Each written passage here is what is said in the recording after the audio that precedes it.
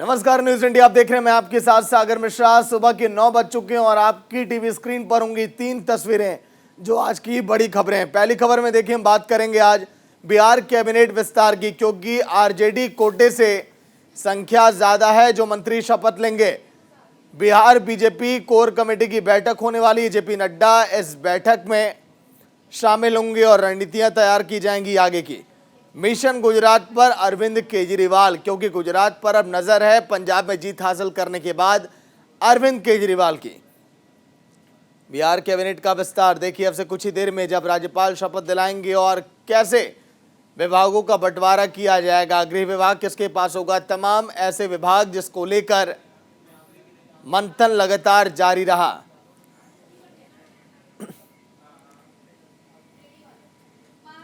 तो चलिए, बड़ी खबर आ रही बिहार से। आज महागठबंधन सरकार का कैबिनेट विस्तार होगा। सुबह 11:30 पर राज्यपाल नए मंत्रियों को शपथ दिलाएंगे। कैबिनेट विस्तार में 31 मंत्री शपथ लेंगे। सूत्र ये बता रहे हैं जेडीयू कोटे से 11, आरजेडी से 16 और कांग्रेस से 2 मंत्री जो शपथ लेंगे। बड़ी खबर आपकी टीवी स्क्रीन पर। आरजेडी से 16, जेडीयू से 11, कांग्रेस के 2, हम के 1, निर्दलीय भी उसमें शामिल हैं। लेकिन कौन कौन से वो चेहरे, विभाग क्या मिलेगा, कैसे बंटवारा किया जाएगा, तस्वीरें साफ होंगी अब से कुछ ही देर में। नीतीश कैबिनेट का विस्तार आज।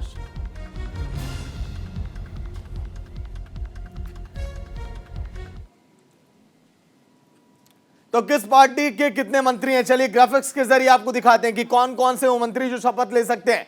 सबसे पहले देखिए, जेडीयू से 11, ये संख्या जेडीयू की बताई जा रही है 11। इसके साथ ही साथ आरजेडी की अगर बात करें तो ये संख्या पहुंच जाती है 16 और इसीलिए कहा जा रहा है कि आरजेडी का दबदबा है मंत्रिमंडल विस्तार में। वहीं देखिए, कांग्रेस से 3 ऐसे चेहरे होंगे जो शपथ लेंगे मंत्रिमंडल में, जो उनको शामिल किया जाएगा। हम के निर्दलीय से भी लोग शामिल हो सकते हैं मंत्रिमंडल में, यह भी कहा जा रहा है। लेकिन एक तरफ तेजस्वी यादव और एक तरफ नीतीश कुमार, ये 2 बड़े चेहरे जिनके हाथों में अब बागडोर है बिहार की।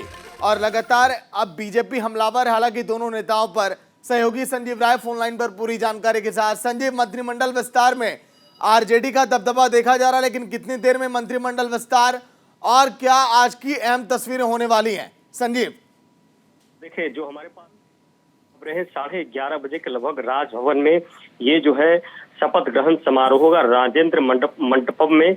और इसमें खुद मुख्यमंत्री नीतीश कुमार, उप मुख्यमंत्री तेजस्वी यादव और राज्यपाल फागू चौहान वहां मौजूद रहेंगे।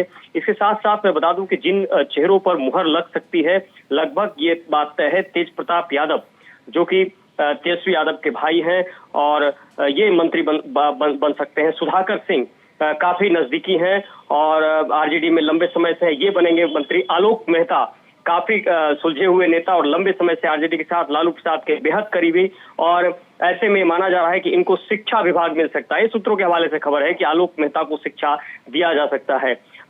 अनीता देवी, चंद्रशेखर यादव, सुरेंद्र यादव गया से लगातार लालू प्रसाद यादव के साथ रहे, लड़ाई लड़ते रहे और कई बार वहां से जीते भी हैं, इनको बनाया सकता है। युवा के चेहरे की अगर बात करें तो बोधगया से सर्वजीत पासवान, इनको मंत्री बना सकता है। समीर महासेठ, इनको मंत्री बनाया सकता है।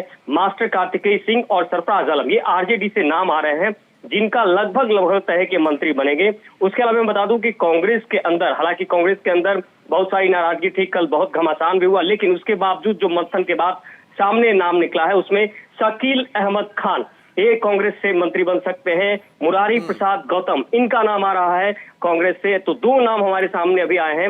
उसमें जेडीयू की बात करें तो जेडीयू में जो नीतीश कुमार के लगभग करीबी हैं, उसमें विजेंद्र यादव मंत्री बनेंगे, श्रवण कुमार मंत्री बनेंगे, विजय चौधरी हैं वो मंत्री बनेंगे, लेसी सिंह वो मंत्री बनेंगी। लेकिन कुछ चेहरे हो सकता है कि इस मंत्रिमंडल में फेरबदल हो, और जिस तरह से ये कयास लगाए जा रहे थे कि उपेंद्र कुशवाहा को भी मंत्री बनाया जा सकता है, लेकिन ये संतोष सुमन, सुमित कुमार, ये वो चेहरे हैं जिन्हें जगह दी जा रही है मंत्रिमंडल में। निर्दलीय के भी एक चेहरे को मंत्रिमंडल में जगह दी जा रही है। तो ये माना जाए कि महागठबंधन की जो सरकार आने वाले समय में अब चलने वाली है बिहार में, वो अब सभी पार्टियों को एक साथ लेकर चलेगी ताकि एकजुटता बनी रहे इनमें। बिल्कुल, देखिए ए टू जेड का समीकरण साधने की कोशिश हो रही है। उसके बाद तेजस्वी का जो अब आगे की रणनीति है उसमें कहीं कहीं युवाओं और जातीय समीकरण को साधा है। देखिए हम पहले भी लगातार न्यूज इंडिया पे ये खबरें आते रही कि इस बार जो कैबिनेट का विस्तार होगा उसमें पूरे समीकरण को साधा गया है, जातीय आधार पर, क्षेत्रीय आधार पर और ए टू जेड का समीकरण, जो कि लगातार आरोप लगते रहे हैं लालू प्रसाद यादव की जो पार्टी है उस पर कि ये परिवारवाद की पार्टी है, एम समीकरण और तमाम जो मुद्दे लगातार ये बढ़ते रहे, इसको कहीं ना कहीं एक विराम देने की कोशिश है। इसलिए ए टू जेड के समीकरण को साधने की कोशिश की गई। आपने ठीक कहा, हम पार्टी से जो जीतन राम मांझी के बेटे हैं उनको जो है मंत्री पद दिया जा सकता है, क्योंकि हम पार्टी भी शामिल हुई थी और नीतीश कुमार का समर्थन किया, तो तय है कि संतोष सुमन को मंत्री बनाया जाएगा। निर्दलीय पर अभी कुछ कयास ही लगाए जा सकते हैं, लेकिन ये देखिए तमाम चीजें हैं, अभी लगातार ये कुछ सामने नहीं आए, लेकिन लगभग ये तय है कि इन नामों पर सहमति बनी है। देर रात राज्यपाल महोदय को ये चिट्ठी सौंप दी गई है और कई लोगों को सूचना भी आ चुका है राजभवन से। तो ऐसे में जब ये अंतिम तौर पर जब ये शपथ ग्रहण समारोह होगा उसमें बिल्कुल साफ हो जाएगी तस्वीरें क्या सामने आई। लेकिन एक बड़ी खबर जरूर है कि जेडीयू में कुछ उलटफेर हो सकता है, कई नए चेहरे भी आपको देखने को मिलेंगे। बिल्कुल संजीव, आपकी नजर बने रहेगी, लगातार अपडेट आप देते रहेगा। शुक्रिया पूरी जानकारी के लिए। एक और बड़ी खबर आ रही है दिल्ली से। आज बिहार बीजेपी कोर कमेटी की बैठक, राष्ट्रीय अध्यक्ष जेपी नड्डा बैठक में शामिल होंगे। बीजेपी मुख्यालय पर एक कोर कमेटी की बैठक होगी। बिहार कोर कमेटी के सभी सदस्य बैठक में शामिल होंगे। बिहार विधानसभा और बिहार विधान परिषद में पार्टी के नेता और विधायक दल के नेता के नामों पर भी चर्चा आज के दिन संभव।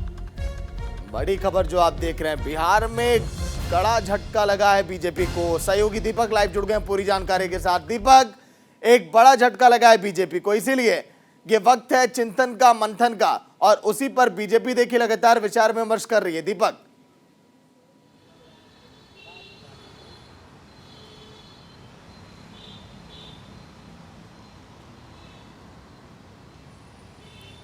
चलिए दीपक, आवाज मिल पा रही है?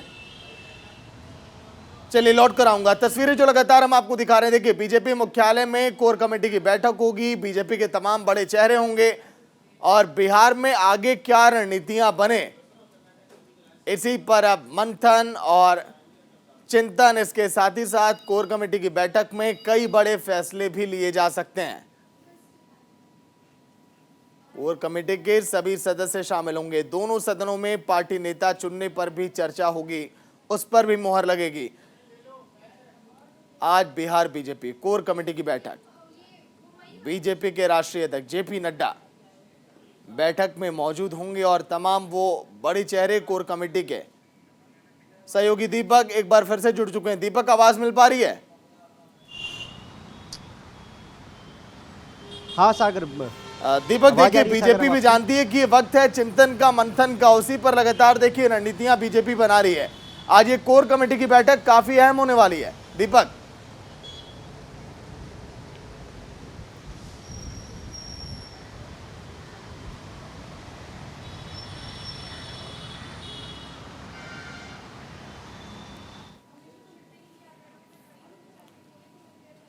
जेपी नड्डा बैठक में मौजूद होंगे। दोनों सदनों में देखिए किस चेहरे को इस बार जिम्मेदारी दी जाए, इस पर भी चर्चा होगी।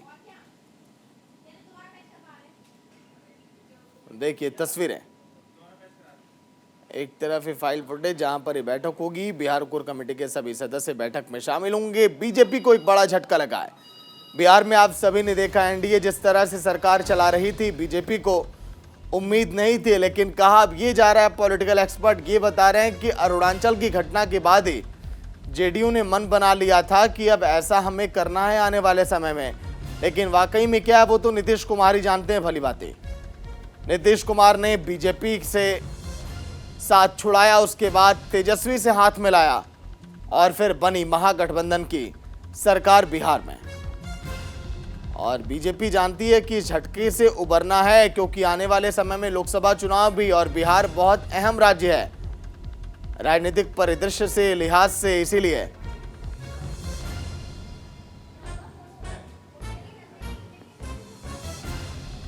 यह बैठक भी काफी अहम।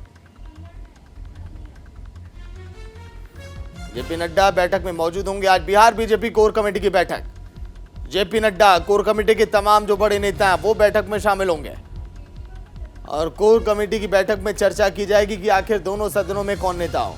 दीपक एक बार फिर जुड़ गए हैं। दीपक, बैठक कितनी अहम, क्योंकि एक बड़ा झटका बीजेपी को लगा। तेजस्वी यादव से देखिए हाथ मिला लिया नीतीश कुमार ने, और अब बीजेपी चाह रही है कि आगे कैसे रणनीतियां बनाई जाए, क्योंकि सामने लोकसभा चुनाव भी खड़ा है। दीपक। जी बिल्कुल सागर, अगर बात की जाए देखिए शाम 5 बजे ये बैठक होगी जिसमें राष्ट्रीय अध्यक्ष जेपी नड्डा, संगठन महामंत्री बीएल संतोष, अगर बात की जाए तो प्रदेश अध्यक्ष बिहार के संजय जायसवाल वो मौजूद रहेंगे। और करीब करीब इसमें 20 जो कहा जाए कि मेन संगठन के जो लोग हैं वो 20 लोग रहेंगे इस बैठक में। और ये बैठक शाम 5 बजे चलेगी कि आखिर भविष्य की रणनीति क्या होगी, क्या 2024 में किस तरीके से चुनाव लड़ा जाए, जातीय और क्षेत्रीय समीकरण को किस तरीके से वहाँ किया जाए। क्योंकि देखिए जिस तरीके से लगा बीजेपी से अलग हुई जेडीयू, उसके बाद किस तरीके से लगातार हमला हो रहा है। देखिए सबसे बड़ी बात, अब बीजेपी कानून व्यवस्था पे भी सवाल उठा रही है। जिस तरीके से एक अभी कुछ दिन पहले अनंत कुमार की एक फ़ोटो आई थी जिसमें उनको जेल जाना था, बट वो अपने पटना आवास पे थे।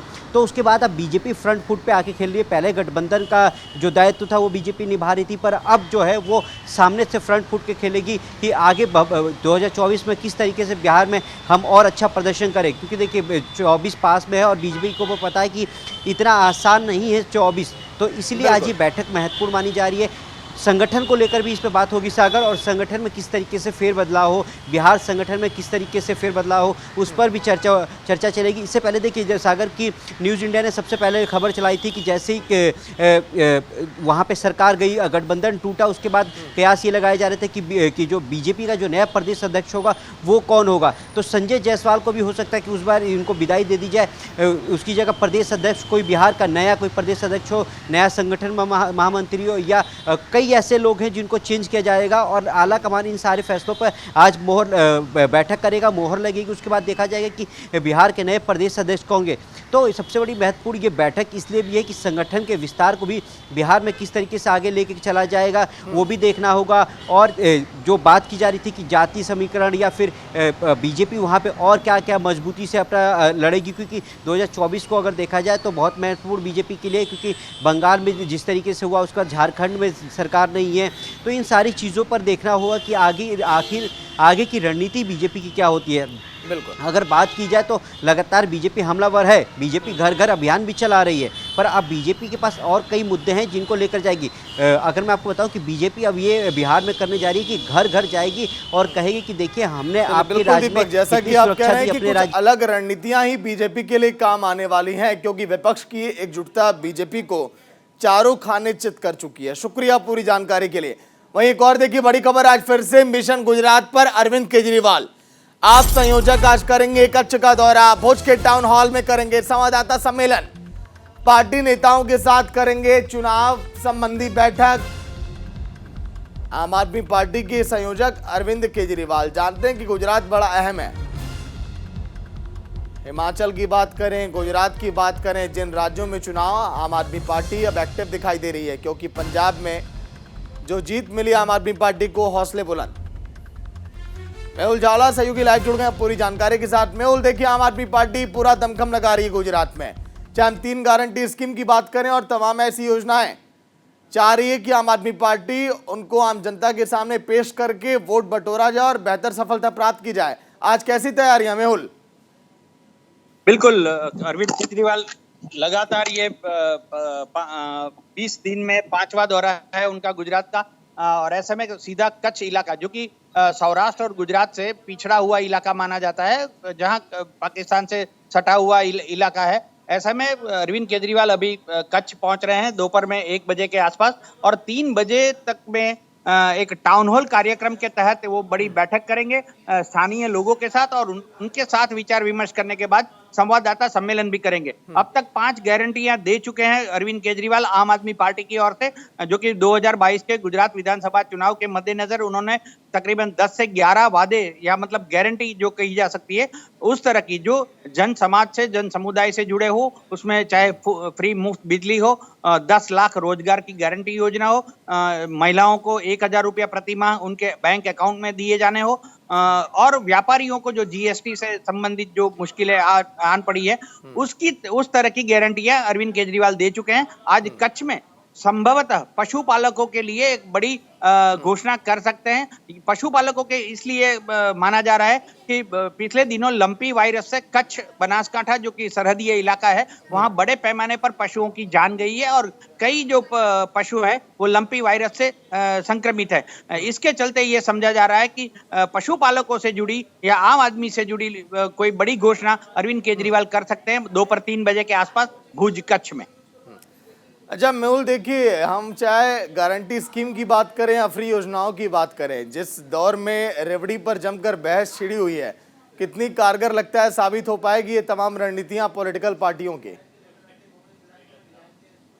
ये ना सुप्रीम कोर्ट ने भी टिप्पणी की है। हालांकि गुजरात कांग्रेस का कहना है कि जनता से चुनी हुई सरकार होती है, वो कुछ भी निर्णय ले सकती है और जनता के हित में उनको लेना है। दूसरा मैं महत्वपूर्ण एक दौरा बता दूं कि राजस्थान के मुख्यमंत्री अशोक गहलोत लगातार 3 दिवस गुजरात दौरे पर है। सुबह 9 बजे से चले होंगे जयपुर से, 10:30 बजे सूरत पहुंचेंगे और सूरत के बाद वो दोपहर में 4 बजे राजकोट पहुंचेंगे। राजकोट के बाद शाम को बड़ौदा पहुंचेंगे। एक ही दिन में सौराष्ट्र, दक्षिण गुजरात और मध्य गुजरात 3 बैठकों का विवरण लेंगे, समीक्षा करेंगे उनकी। उसके बाद दूसरे दिन यानी कि कल वो अहमदाबाद आकर उत्तर गुजरात के विधानसभा की स्थिति, वहां की सीटें और वहां के प्रत्याशियों के बारे में विचार विमर्श करेंगे। लगातार 3 दिवसीय दौरे पर अशोक गहलोत गुजरात में है। पिछले 2 दौरे थे, किसी न किसी वजह से वो आ नहीं पाए और इस बीच अरविंद केजरीवाल ने 5 दौरे गुजरात में कर दिए। 27 और 28 तारीख को प्रधानमंत्री मोदी भी गुजरात में आ रहे हैं। चलिए, शुक्रिया मेहुल पूरी जानकारी के लिए। वहीं स्वतंत्रता दिवस की शाम आजादी का अमृत महोत्सव के उल्लास पर दिल्ली के इंदिरा गांधी कला केंद्र में पूर्वांचल संस्कार महोत्सव कार्यक्रम का आयोजन किया गया। कार्यक्रम की अध्यक्षता बिहार विधानसभा परिषद डॉक्टर संजय मयूख ने की। कार्यक्रम में मुख्य अतिथि के तौर पर केंद्रीय मंत्री गिरिराज सिंह, अर्जुन मेघवाल, नित्यानंद राय, मनोज तिवारी शामिल हुए। महोत्सव में जीवन के 16 संस्कारों को गायन और नृत्य के जरिए प्रदर्शित किया गया, जैसे आदि से अनंत संस्कार सनातन के नाम को दिया गया। शास्त्री जी, श्री अविनाश जी, श्रीमती सब जानते हैं। आज़ादी के अमृत महोत्सव के अवसर पर यहाँ जो पूर्वांचल संस्कार है उसका समारोह हुआ है। पूर्वांचल में जो कई संस्कार होते हैं वो जो लोग विलुप्त होते जाते हैं, आजकल लोग अंग्रेज़ी कल्चर को अपनाते जाते हैं और अपनी संस्कृति और संस्कार को भूलते जा रहे हैं, उसको यहाँ पर प्रदर्शित किया गया है। मैं संजीव मयूख जी और उनकी पूरी टीम को इसके लिए दिल की गहराइयों से मुबारकबाद। ये आज़ाद हिंदुस्तान का एक अमृत महोत्सव है। प्रधानमंत्री नरेंद्र मोदी जी के नेतृत्व में जिस तरह से इस आज़ादी का हम जश्न मना रहे हैं, तो हमने अपने संस्कारों के साथ जीना सीखा है और उस संस्कारों के साथ जीने के क्रम में आज हम पूर्वांचल के लोगों के साथ इस संस्कार महोत्सव का आयोजन कर रहे हैं, जिसमें केंद्रीय मंत्री गिरिराज सिंह जी, नित्यानंद राय जी, अर्जुन मेघवाल जी, सांसद मनोज तिवारी जी और पूर्व केंद्रीय मंत्री सैयद शाहनवाज हुसैन जी सहित तमाम पूर्वांचल के गण्यमान्य लोग उपस्थित। तो चलिए, इस वक्त की बड़ी खबर आ रही है आपकी टीवी स्क्रीन पर। इस वक्त की बड़ी खबर, लगातार जो तस्वीर आप देख रहे हैं उसी बीच मैनपुरी में तेज रफ्तार का कहर। मैनपुरी में तेज रफ्तार का कहर, बेकाबू ट्रक मकान में घुस गया। दारोगा और पत्नी समेत 4 लोगों की मौत हो गई, 5 लोग वहां पर गंभीर रूप से घायल। पुलिस फिलहाल मौके पर मौजूद है, 5 गंभीर रूप से घायल। तस्वीरें आप देखिए, बेकाबू ट्रक किस तरह से मकान में घुस गया। तमाम पुलिस बल के अधिकारी भी मौके पर मौजूद हैं। बेकाबू ट्रक मकान में घुसा, दारोगा और पत्नी समेत 4 लोगों की मौत हो गई, 5 लोगों की खबरें गंभीर होने की भी हैं।